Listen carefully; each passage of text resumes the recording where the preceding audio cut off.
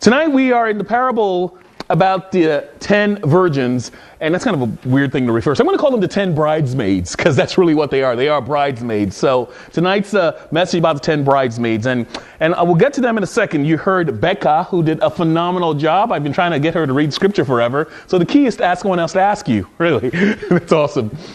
All right, so let me start off with this question. What are some hopeful expectations that you have of your life, for your life? What are some hopeful expectations you have for your life? Education, your family, or let me even go this way. I'm talking about realistic ambition. So I'm not talking about, I want to someday be, married to Princess Charles, whatever. Like, I think he's actually married already, whatever. But like realistic ambitions that you have for which you can probably accomplish if you exerted yourself a little more or if certain opportunities open up within the next few months. Think about those for a second. Take a moment, and as you do, on the front of the sheet is that same question. Just jot down some notes to remind yourself, because I want to come back to that statement at the end of it, at the end of this evening's message. What are some hopeful expectations, realistic expectations, or ambitions you have for your life? What things have you sat over the last few months thinking, man, that would be sweet if that came through? We'll come back to them at the end of this message. So Becca read this passage, right, about the bride or the bridesmaids who were supposedly getting ready for this wedding. Now, here's a little detail that might help you better understand parables.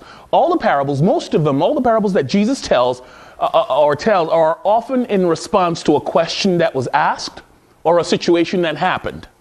In this particular situation, a question that was asked actually starts way back in chapter 24 of the book of Matthew. So at the beginning of chapter 24, Jesus and his disciples are hanging out. They're in the temple. And they ask Jesus a very specific question. And the question is this. They asked Jesus, they said, Jesus, how will we know when the end of the world is going to begin? Because Jesus talked a lot about the end times and how, the world's going to get to, the countdown clock of the world is going to get to zero at some point. And the disciples thinking, is this tomorrow? Is this next week? They asked Jesus, they wanted Jesus to give them some clear hints, perhaps even a time frame for when they could expect that he would come back. When's the world going to end? But instead of Jesus giving them a direct response like, hey, May 27th or May 12th, right? Jesus tells them a story, as is his tendency, to illustrate a greater point. And the story he tells, which is what you just heard, essentially amounts to this: that you shouldn't focus so much on when he's coming back as much as you should focus your time on preparing for when he comes back. And boy, I tell you, this is going to be huge tonight, because the heart of tonight's message is this: you need to be ready at all times, not only for the return of Jesus Christ, but as I'll explain a little later on during this message, you need to be ready for whatever's next in your life. And we'll flesh that out as I go ahead. Now, it's interesting when they were asked Jesus, when will you come back? When's the end of the world going to start? Jesus says, no one really knows. Jesus says the angels in heaven don't know when he's coming back. No one knows when the world's countdown clock will hit zero. The angels don't know. Nostradamus doesn't know. Harold Camping definitely doesn't know. And get this, he says the Mayans don't even know. In fact, Jesus says, I don't know when the time is when I'll be returning. He restricted himself, and you wonder, how is that possible? Jesus restricted himself from accessing that kind of knowledge in his humanity. So anyway, rather than focusing on when are you going to come back, Jesus says you should pour all your effort and all your energy into being prepared for that unexpected moment when he will show up to launch eternity. And to make his point, he tells the story that his hearers would have been familiar with. Becca read a passage about a marriage ceremony that some of you guys heard and didn't quite add up. You probably didn't quite understand it. And to give you some perspective, how many of you in here have been to a local wedding in a foreign country? Been in Iraq? What wedding have you been to and where? Hungary. Okay, all right. Interesting. We'll talk about it. I've been to a few of them overseas. Oh, let me even help out this way. How many of you guys have been to a wedding of someone of a different ethnicity where everything in the ceremony was different than a typical American wedding? All right, a few of you guys. Becca, Mama. Okay, a few of you guys back. Awesome. If you've been to a un-American wedding, I don't know how else to express that, you know that foreign weddings can be very colorful Very lively. I mean, forget the white dress, man. They got the rainbow in there. Like, they got everything. It's very exciting. Well, the Jewish wedding is no different. And to really understand what happened in this story, you need to understand how a Jewish wedding works. So let's talk about weddings. We're going to say a little, which is ironic. I have all these lamps. We're going to talk about weddings. But let me make sense for that. For the Jew, if you were a Jew, there are two parts to every engagement, right? Today in America, we like someone, we ask them out, we start dating, and then we, go through this whole process where we break up, date again, and then we decide to get married, right? All right. In the Jewish tradition, there are two parts to every wedding or every marriage. There's the betrothal, and then there's the actual wedding feast. And so let's talk about the betrothal phase. The betrothal phase is where two sets of parents come together and essentially make arrangements for their children to get married. Sort of like an arranged marriage, but the children obviously have some input on it. They like someone, they approach their parents. So whereas we like someone, we make the first move. In Jewish culture, the parents actually make the first move. So the parents come together under the supervision of the family. The couple commits to one another and sign a legally binding contract that essentially says they are officially married, except without the sexual benefits yet. Right? So they get this contract, they sign it, and this process, by the way, is so binding between the couple, even though they haven't even dated or really kind of, gone on dates, whatever. This process of betrothal, this contract signing, is so binding that the only way you can break it is actually by divorce. By the way, this is the stage when Mary, the teenage mother of Jesus, was when she tells Joseph, her fiancé, that God got her pregnant. Moving on. Okay, that was a weird way to put that, right? All right. That's the stage she was in. Anyway, so once the betrothal stage happened, once that contract was signed, there was a 1-year period between the betrothal and the actual the actual wedding celebration. And during that period, that 1-year period, here's what would happen. The guy who got engaged to the girl would essentially go back to his father's house where he would usually live. And he would start preparing, keyword, he would start preparing for the marriage he's about to have. He would build a house. He would probably work some overtime, try to get some money to be able to take care of his new wife and kids that'll probably come a little later or after that. He would focus all his energy in preparing to care for another man's wife. And she, in turn, would spend that time getting ready, also perhaps getting a wedding dress ready. And also, she would spend that time being trained by the older women in the household how to be a wife.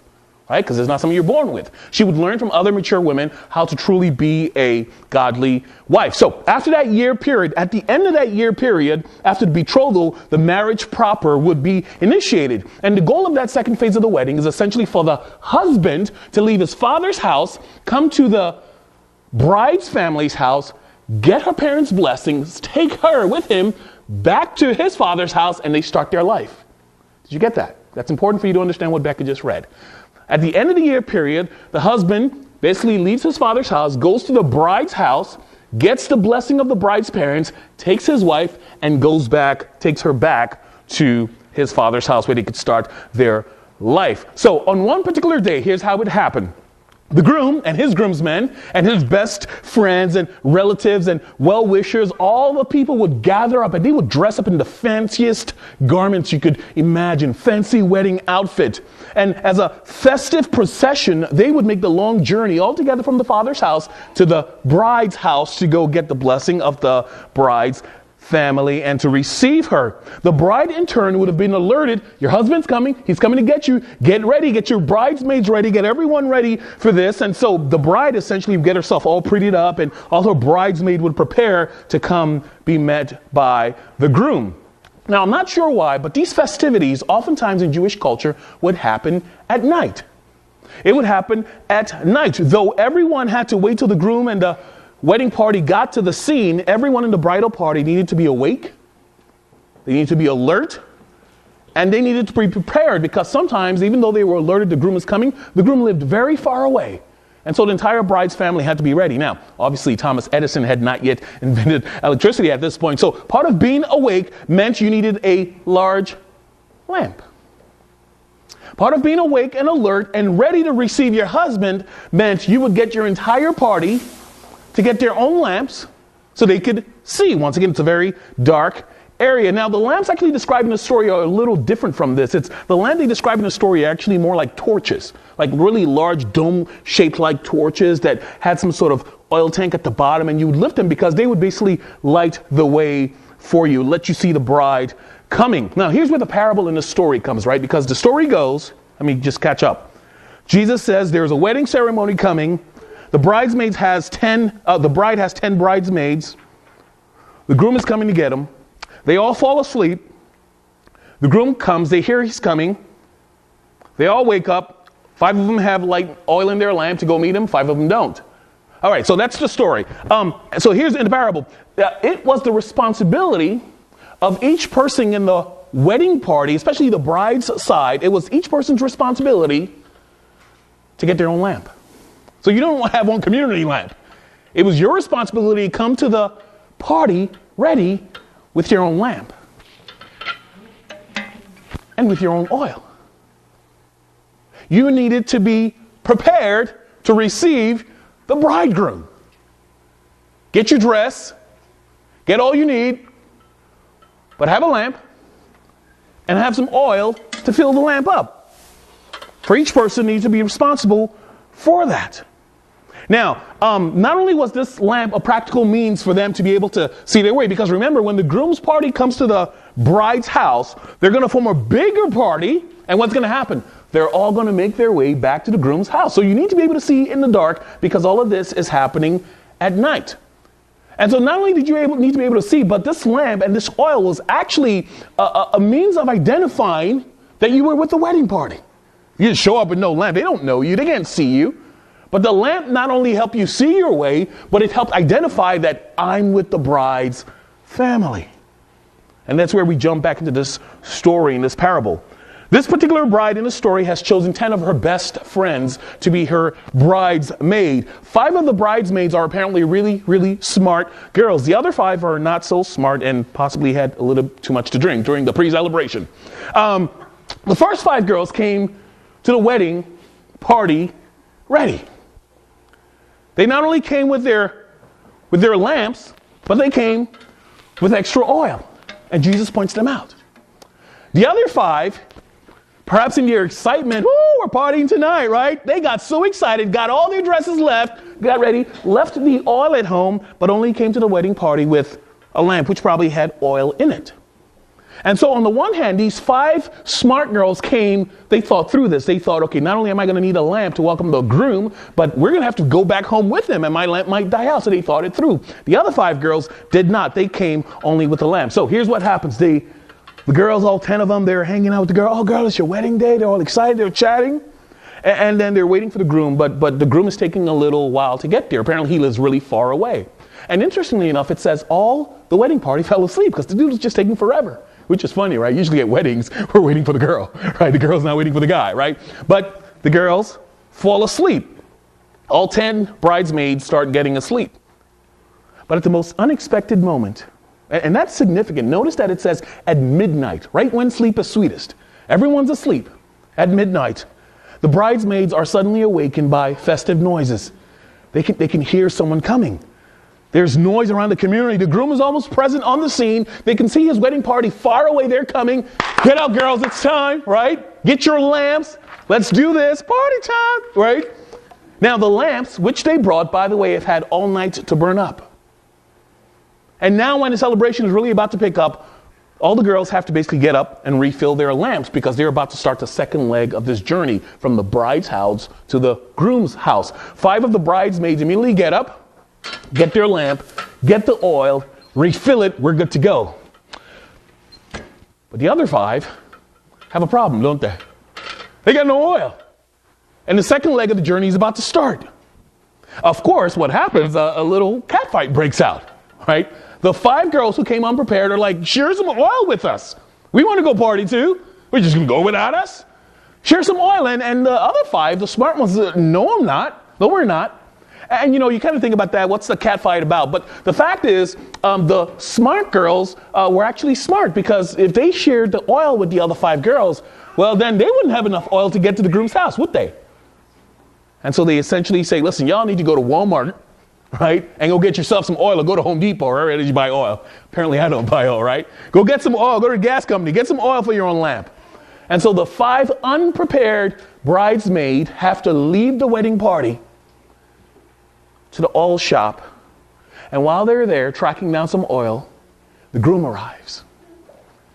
The groom arrives with everyone else, and they start this big party. Now, think for a moment what these 5 unprepared bridesmaids had to go through. Or think specifically what it cost them to not be prepared. Think about the things that those 5 bridesmaids would have missed. For one, they missed all the singing and celebration that would have happened as soon as the groom's party got there.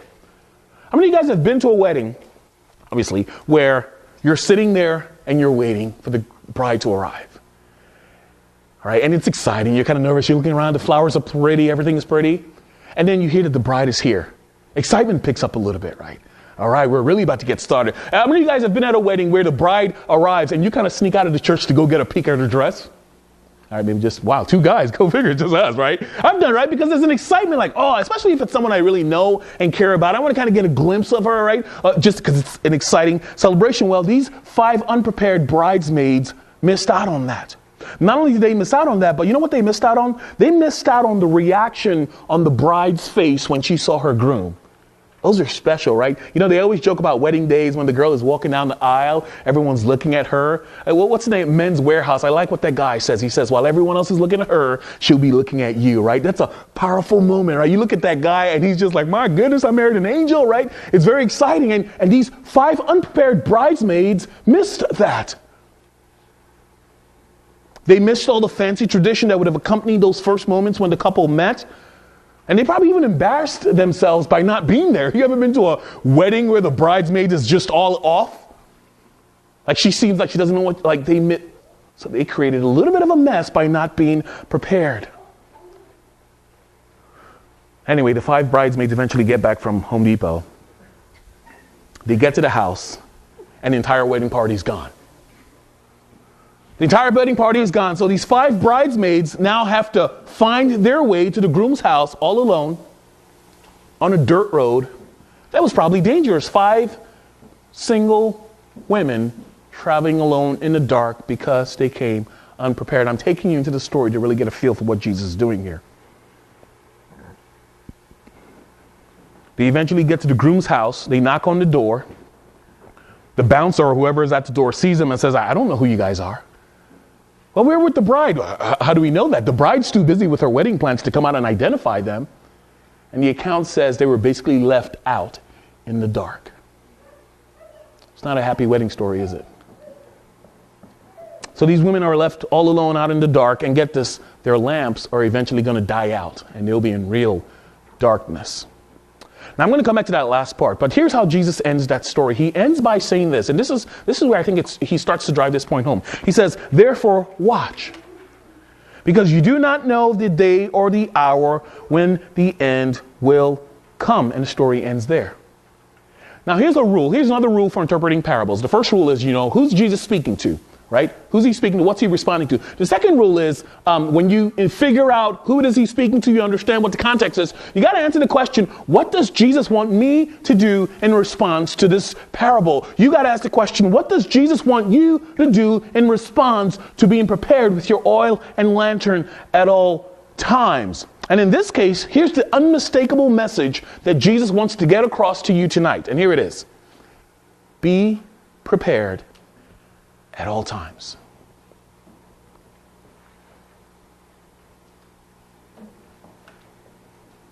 Be prepared at all times. Now, Jesus, when he says this, he's obviously referring to the end of the world. He's talking about when I return, be prepared. But before we even go there, and I'm going to talk about being ready for the afterlife, but let me even bring us to this side of life. Let me talk about being prepared in this lifetime. So let me start off with the question that I asked at the very beginning of the message. And here's the question. What are some realistic ambitions that you have for your life? What are some hopeful expectations you have for your life? Where do you see yourself? And this is a really good question. Where do you see yourself 5 years down the line? 5 years from now? How many of you guys have thought about that? do you see yourself 3 years down, 1 year from now? How many of you guys have thought about 1 year from now? What do you see yourself 3 months from now? Have you thought that through? You know, there was a time when it was okay to live one day at a time. But I hate to point this out. We're growing up. All right? And yes, the Bible says live one day at a time. But you need to kind of plan as if you're going to be around for a long time. What do you see yourself in that period, in those time frames? So here's another question. If those hopeful expectations you have for your life, the things that I ask you about to be ready for, if those things, right? If those things if they were to suddenly arrive tomorrow, if those opportunities, those expectations, those ambitions, those hopes, if those were suddenly to come to fruition tomorrow, here's the question: are you ready?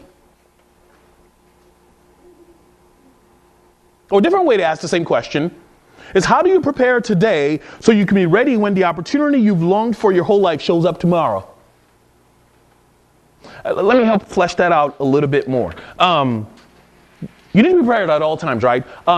Perhaps you're praying for a spouse. I was a single once, and I know how many times that was often on the top of my prayer list. Lord, lead me to a godly woman, right? Completely honest, legit prayer.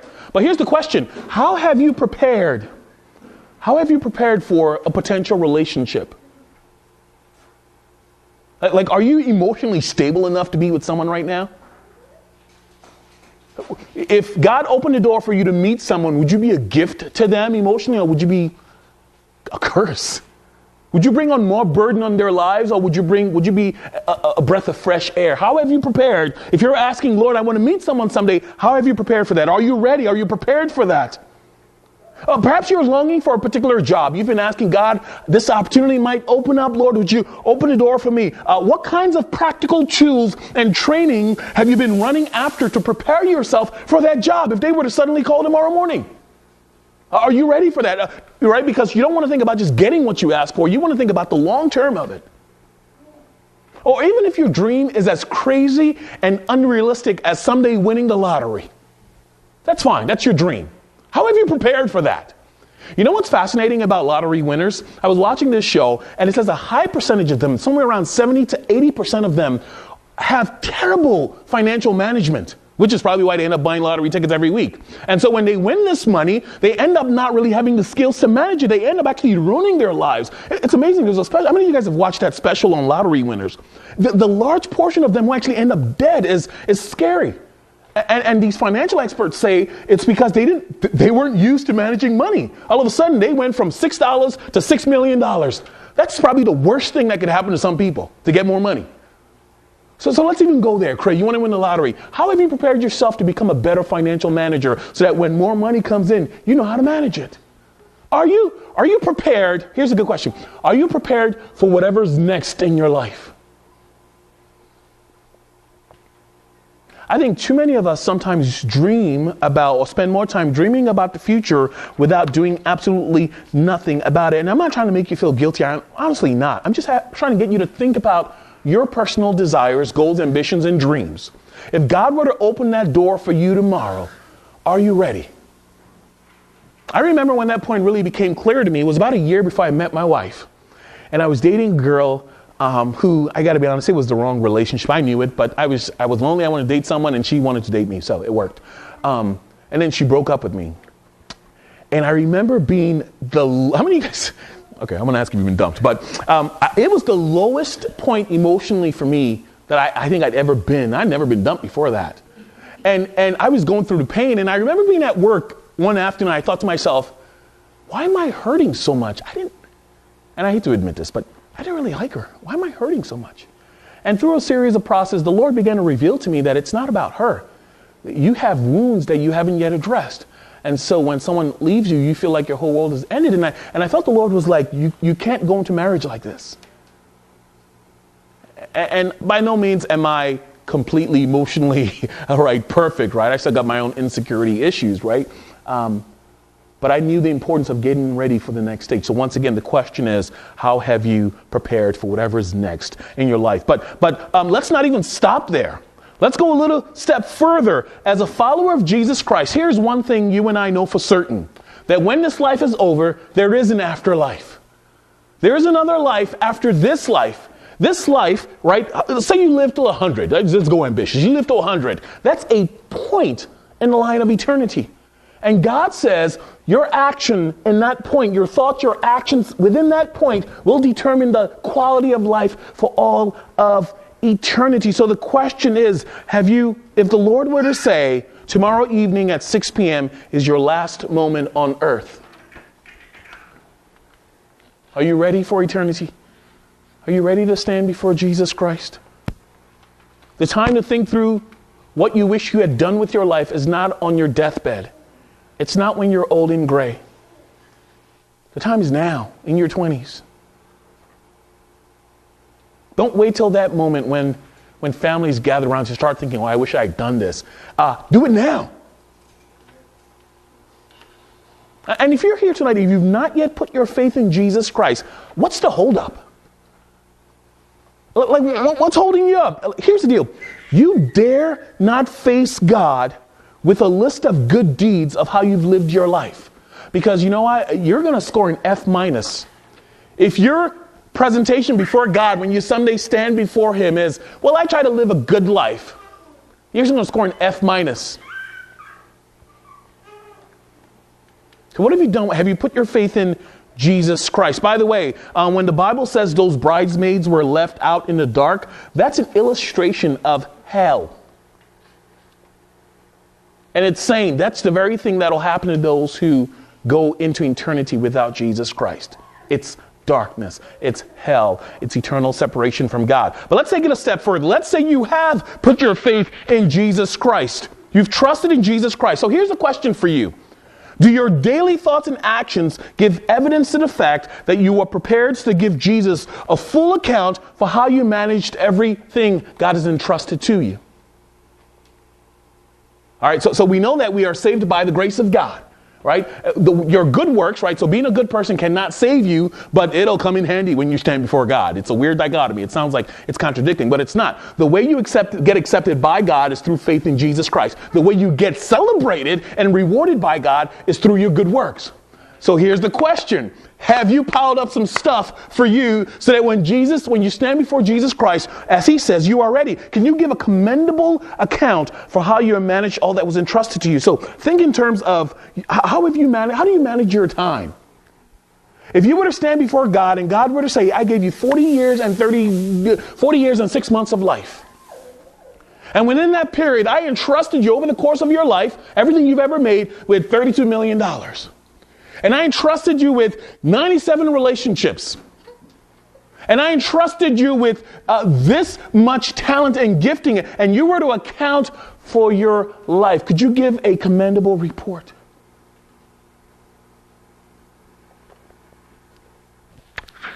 I had the strangest experience this Monday. And I'm going to end in a minute here. But I had the strangest experience this Monday. I was at home. My wife was at church working with someone. And I was watching Nathaniel, my little boy, who has been quite dramatic back there.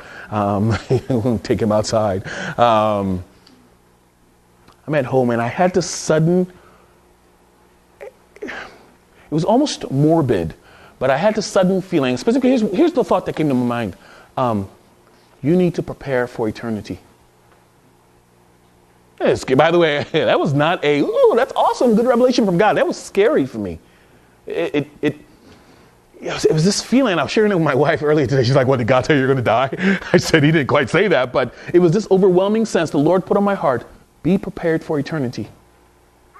And I couldn't, I tried to shake it off and I couldn't. And so, of course, in my mind, I thought, if the Lord were to call me home within the next few months, two things. Have I prepared for my wife and son to be taken care of?